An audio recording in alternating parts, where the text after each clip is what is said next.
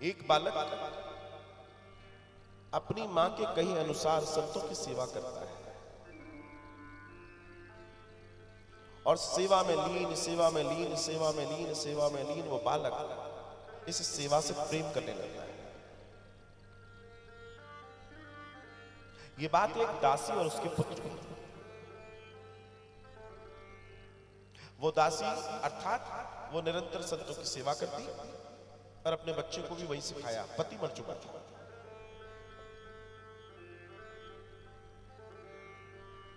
और एक बार उसके गांव में दिव्य संतों का, ब्राह्मणों का टोला आया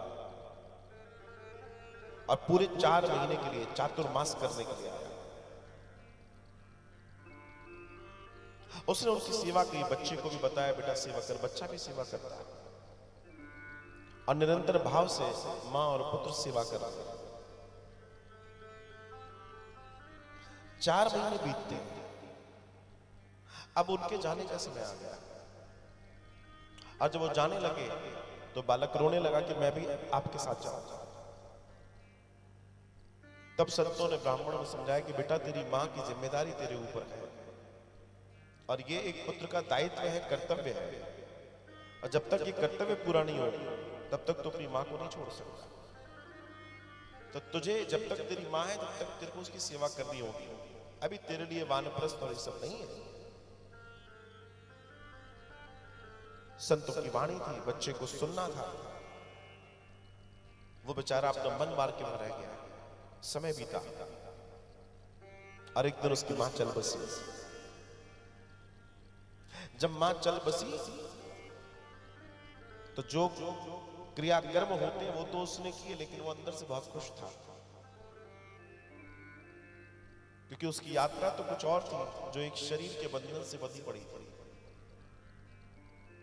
और वह सारे कार्यों से निवृत्त होकर तुरंत दौड़ा उस दिशा में जिस दिशा से वो संत आए थे।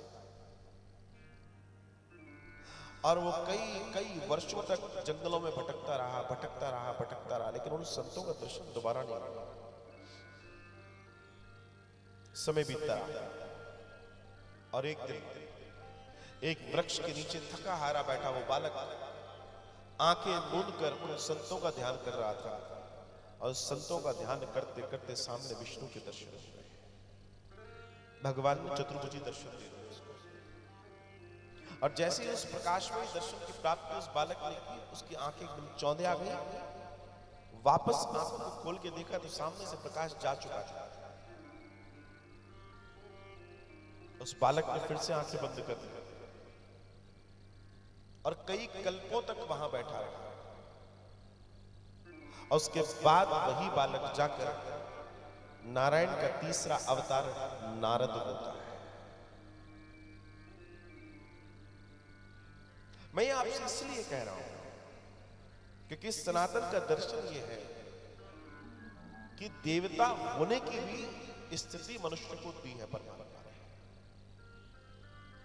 कि अगर वह अपने आप को उस चरम पर ले जाए तो वह देवता तक हो सकता है। और इन्हीं श्री नारद जी के द्वारा वेदव्यास जी की व्यथा को मिटाने के लिए उनको सूत्र देना कि आप व्यथित हैं, दुखी हैं, एक सुंदर पुराण की रचना कीजिए जिसमें भगवान और भक्त दोनों की गाथा हो तो आनंद हो जाएगा। तो इन्हीं के कहने पर वेदव्यास जी ने सुंदर ग्रंथ की रचना।